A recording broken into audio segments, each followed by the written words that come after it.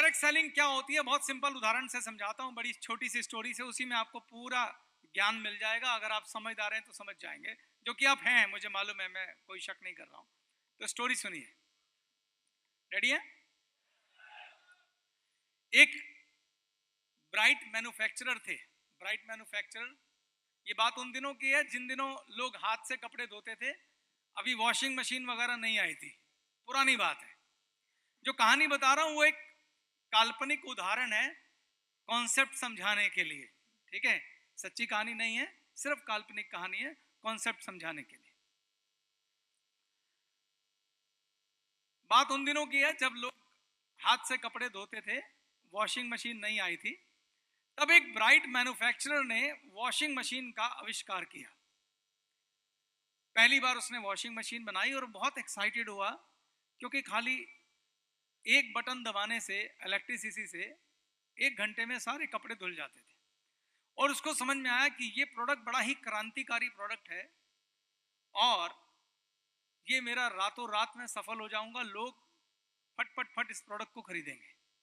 ये सोचकर उसने एक बहुत बड़ा मैन्युफैक्चरिंग प्लांट लगाया और शहर के बीचों बीच एक बहुत बड़ा वॉशिंग मशीन का शोरूम भी बनाया।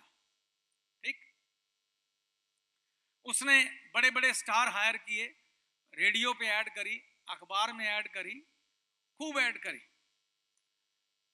और वॉशिंग मशीन लॉन्च कर दी। मगर उसकी उम्मीदों के विपरीत पहले साल में उसकी मात्र 2 वॉशिंग मशीन बिकी और वो बुरी तरह से घाटे में चला गया। उसने मतलब उसके पास अपने कर्मचारियों को देने के लिए तनख्वाह भी नहीं थी, तो उसने तय किया कि मुझे इस बिजनेस को बंद कर देना चाहिए। उनके एक कर्मचारी थे मिस्टर अरुण, क्या नाम था? अरुण। तो उन्होंने अरुण को बुलाया और उसको बोला कि भाई मेरे पास तुझे देने के लिए तनख्वाह नहीं है, अरुण की 3 महीने की तनख्वाह रुकी हुई थी, तू एक काम कर ले, तू मेरी ये वॉशिंग मशीन ले जा। अब अरुण को लगा भागते कि लंगोटी काफी, तो उसने कहा ठीक है मालिक, दे दो। तो सेठ जी ने अरुण को वॉशिंग मशीन दे दी। Arun ji washing machine rickshaw पे लाद के अपने घर पहुंच गए। जब घर पहुंचे तो उनकी पत्नी ने बोला ये क्या है? तो अरुण जी ने कहा, कह रहे क्या टीन उठा के ला रहे हो? अरुण ने कहा कि ये वॉशिंग मशीन है। अब उनकी वाइफ के लिए भी एक नया ही शब्द था, तो उन्होंने बड़ी उत्सुकता से पूछा कि ये क्या है। तो अरुण जी ने प्रोडक्ट के बारे में विस्तार से अपनी पत्नी को बताया। उनकी पत्नी का नाम था गीता। क्या नाम था? गीता। तो उन्होंने गीता भाभी को पूरा विस्तार से बताया कि ये वॉशिंग मशीन है, ये ऐसे कपड़े धोती है, इसमें हम बटन दबाएंगे, कपड़े डालेंगे, 1 घंटे में कपड़ा धुल के बाहर आ जाएगा। अब गीता भाभी हंसने लगी, कह रहे भला ऐसे भी होता है क्या? कह रही मेरी जान निकल जाती है कपड़े धोने में, इसमें थापी कौन मारेगा कपड़ों की? थापी मारनी पड़ती है। आपने तो कभी कपड़े धोए नहीं है, कभी धोबी को कपड़े धोते देखा है? वो तो पूरा पटक पटक के कपड़े मारता है, तो इसमें तो होगा नहीं, ये तो बेकार चीज उठा लाया। अरुण जी ने जितना उस मशीन के बारे में उन्हें ज्ञान था, जितना वो बता सकते थे, उन्होंने उनको बताया। फाइनली जब भाभी की फिर भी बहुत सारी शंकाएं रह गई, तो अरुण जी ने कहा कि हाथ कंगन को आरसी क्या, पढ़े लिखे को फारसी क्या, तू कपड़े लेके आ, मैं धो के दिखाता हूं। तो भाभी ने बड़ी शंकाओं के साथ एक कपड़ों का लॉट दिया। अरुण जी ने मशीन चलाई, कपड़े धुले, और जब कपड़े धुल के बाहर आए तो भाभी जी के, गीता भाभी के आश्चर्य का ठिकाना नहीं रहा, क्योंकि जितने साफ कपड़े वो धोती थी उससे भी ज्यादा साफ कपड़े थे। तो बड़ी हैरान और बड़ी अचरज में, बहुत खुश, बहुत एक्साइटेड, उन्होंने कहा आपने तो ये कुछ जादू की चीज ला दी मुझको, यानी मुझे अब कपड़े धोने ही नहीं है, खाली एक बटन दबाना है और चाय पीनी है और कपड़े धुल के बाहर आ जाएंगे, खाली रस्सी पे डालने हैं। वो इतनी ज्यादा एक्साइटेड थी, इतनी ज्यादा एक्साइटेड थी। जब आदमी बहुत ज्यादा एक्साइटेड है, जानते हो ना क्या करता है? गीता भाभी की 4 सहेलियां थी, उनसे रुका नहीं गया। उन्होंने बोला तुम छोड़ो छोड़ो छोड़ो, मैं पहले अपनी सहेलियों को बताती हूँ आप क्या कमाल की चीज लेके आए हो। वो भागी भागी गई। उनका एक ग्रुप था सहेलियों का, 4-5, उनको खूब एक्साइटमेंट में बताया कि मेरे पति ने तो कमाल ही कर दिया, करवा चौथ पे तो कुछ दिया नहीं, पर जो अब दिया वो सारे करवा चौथ का पार लगा दिया। एक ऐसी मशीन लाए हैं, खाली बटन दबाना है और कपड़े धोने के झंझट से मुक्त हो गई मैं। पूरी एक्साइटमेंट में उन्होंने पूरा अनुभव शेयर कर डाला कि ऐसा हुआ, ऐसा हुआ, ऐसा हुआ।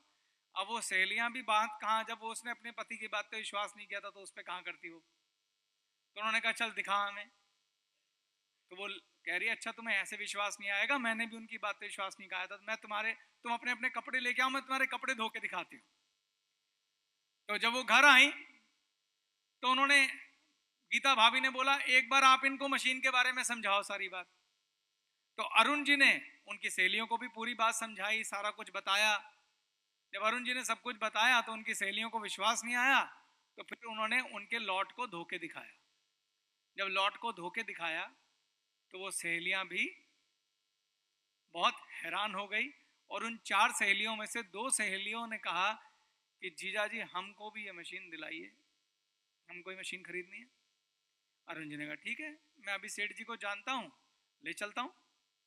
वो उन दोनों को ले गए और वहां पर उस दिन सेठ जी की 2 वॉशिंग मशीन बिक गई। एक मशीन 6,000 रुपए की कीमत, और अरुण जी की वाइफ गीता की सहेलियों ने 2 मशीन खरीद ली। अब सेठ जी बड़े हैरान और परेशान। सेठ जी कहते हैं मुझे 1 साल हो गया, मैंने सारे टीवी स्टार, रेडियो पे ऐड, अखबार में ऐड, बड़े बड़े शहर में होल्डिंग लगा दिए, मुझसे पूरे साल में 2 नहीं बिकी, इसने अरुण ने 2 मशीनें कैसे बेच दी। उन्होंने उसको पकड़ लिया, तू बैठ, तू बता मुझे 2 मशीनें कैसे बेची। अब अरुण जी ने कहा जी मैंने इसमें कुछ नहीं किया, मेरी कोई सेल्समैनशिप स्किल नहीं है, ये तो मेरी वाइफ गीता ने 2 मशीनें बेची। अब गीता जिसके पास कोई सेल्समैनशिप नहीं थी, कुछ नहीं थी, उसने कैसे बेच दी। तो फिर अरुण जी ने पूरी बात सेठ जी को बताई कि ये हुआ, ऐसे ऐसे हुआ और इस तरीके से बिक गई। सेठ जी ने क्या किया, उन दोनों मशीनों में अरुण को बोला देख तुझे तनख्वाह तो देनी थी, पर ये 2 मशीनें तेरी वजह से बिकी हैं, तो तू 1500 रुपए इन मशीनों पे कमीशन ले ले, और कोशिश कर जो तूने किया ना, ये जो कुछ तूने बताया ये और कर और मेरी और मशीनें बिकवा दे।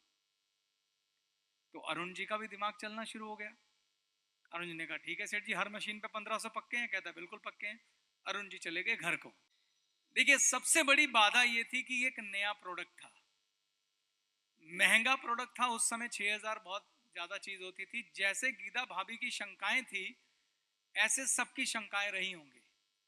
तो जब कोई नया प्रोडक्ट होता है तो उसमें उस व्यक्ति को प्रोडक्ट के लिए एजुकेट करना पड़ता है, समझाना पड़ता है, उसमें वक्त लगा के उसको समझाना पड़ता है, ये नई चीज आई है, इसमें ये टेक्नोलॉजी है, ये प्रणाली है, इस तरीके से ये प्रोडक्ट बिकेगा, और जो कस्टमर की शंकाएं हैं उन्हें दूर करना पड़ता है।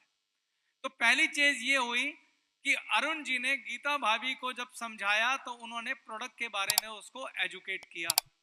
जब उसकी शंकाएं फिर भी रह गई तो दूसरी बात उन्होंने भाभी को प्रोडक्ट का डेमो दिया।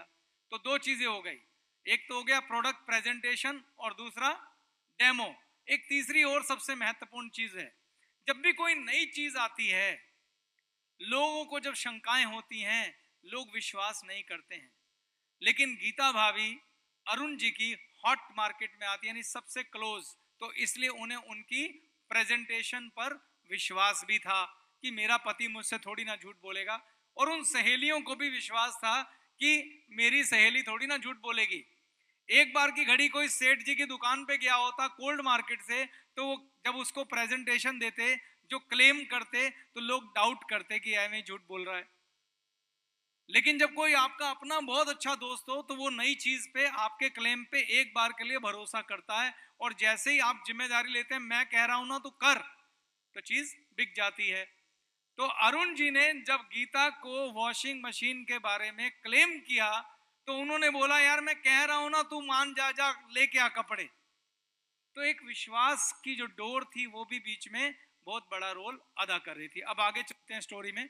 अरुण जी घर आए, उन्होंने गीता भाभी को समझाया ऐसा ऐसा हुआ, सेठ जी ने बोला है 1500 रुपए पर मशीन मिलेंगे, अब तू एक काम कर बैठ जा, हमने ये सब कुछ दोबारा करना है। कैसे? उन्होंने कहा लिस्ट बना।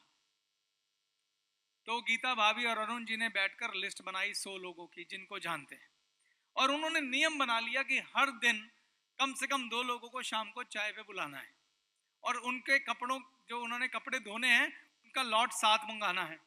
और उस समय फिर एक छोटी सी 1-to-1 हाउस प्रेजेंटेशन डिजाइन करी अरुण जी ने। क्या प्रेजेंटेशन डिजाइन कर, जो भी व्यक्ति आया सबसे पहले अरुण जी ने वहां पर क्या दी, प्रोडक्ट की प्रेजेंटेशन दी। प्रेजेंटेशन देने के बाद गीता भाभी ने प्रोडक्ट की शेयरिंग करी कि बहुत कमाल का प्रोडक्ट है, मैंने ऐसे कपड़े धोए, ये फायदा हुआ, ऐसा हुआ, वैसा हुआ। शेयरिंग करने के बाद प्रोडक्ट का डेमो दिया गया, यानी उनके लॉट को वहां पे धो के दिखाया गया।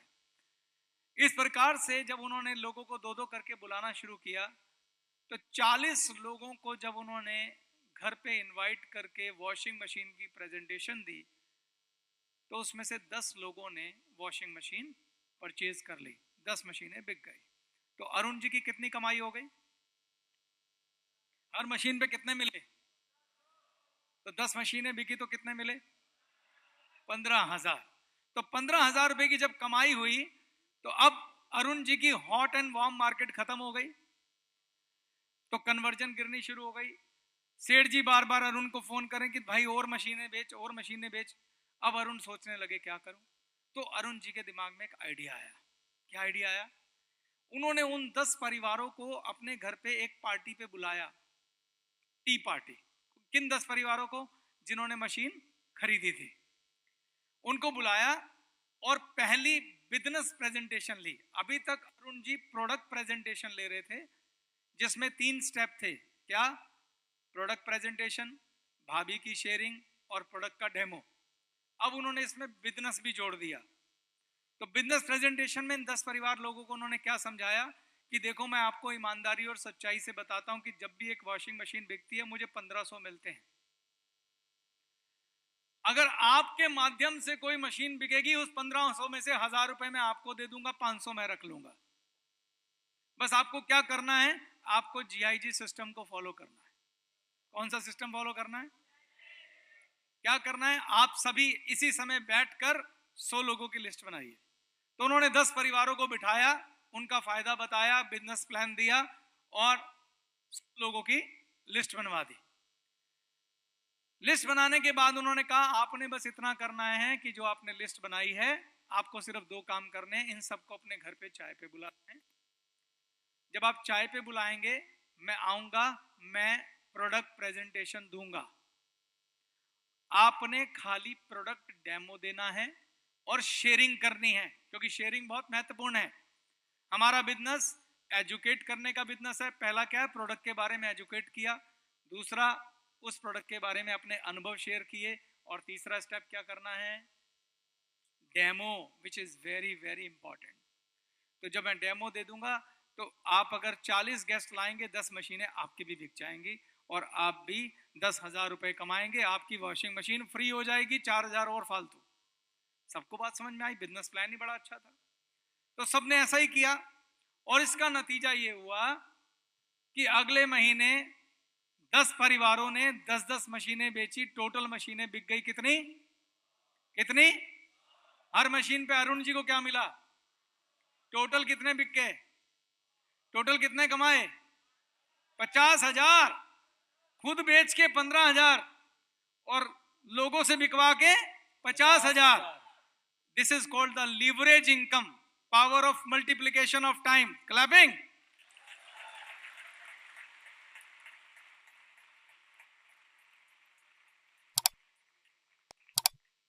अब अरुण जी तीसरे कदम पे चले गए। अब उन्होंने एक बड़ी मेगा प्रेजेंटेशन ली बिजनेस की। 100 के 100 परिवार बुला लिए और उन्होंने उनसे एक प्रपोजल दिया कि अब जो मेरे 10 लोग हैं, वो लेंगे 300 रुपए, मैं लूंगा 200 रुपए और नीचे वालों को मिलेंगे 1000 रुपए। तीसरी लेयर। लेकिन जीआईजी सिस्टम में मैं 2 चीजें करूंगा। पहला, मैं एक कार्यक्रम रखूंगा जिसे बोलूंगा ट्रेनिंग कार्यक्रम। क्या चीज? ट्रेनिंग कार्यक्रम। ट्रेनिंग। अब पहले थी खाली प्रोडक्ट प्रेजेंटेशन, फिर उसमें जुड़ गई बिजनेस प्रेजेंटेशन। अब तीसरी चीज अरुण जी जोड़ रहे हैं, ट्रेनिंग। ट्रेनिंग का पर्पस क्या है? डुप्लीकेशन। ट्रेनिंग का पर्पस क्या है? क्योंकि अरुण जी किस किस की प्रेजेंटेशन लेंगे? अब तो भीड़ बढ़ गई। तो अरुण जी ने क्या कहा, जो 10 परिवार मैंने जोड़े थे, उनकी मीटिंग ली उन्होंने कि मैं आपकी ट्रेनिंग लूंगा और आपको बताऊंगा कि बिजनेस एंड प्रोडक्ट प्रेजेंटेशन कैसे लेते हैं। अब आपने प्रेजेंटेशन लेनी है। तो उन्होंने पूरा दिन लगा के उनको ट्रेंड किया और उनको बोला कि प्रेजेंटेशन आपको ऐसे लेनी है। अब 100 परिवार आ चुके थे, 100 परिवार की 100 लोगों की लिस्ट बनवाई, उन सबको भी बोला कि आपको 40 गेस्ट इंट्रोड्यूस करने हैं और यही स्टेप फॉलो करने हैं और ये डुप्लीकेशन का प्रोसेस जीआईजी सिस्टम को फॉलो करना है। और अगले महीने 1000 वॉशिंग मशीन बिकी, जिसमें अरुण को हर वॉशिंग मशीन पे 200 रुपए मिले। कितने? 200 रुपए। बता सकते हैं अरुण का चेक कितना आया? 2 लाख। 2 लाख रुपए। अपने आप काम करके 15,000 और लोगों के काम करने से 2 लाख रुपए का चेक अरुण का आया।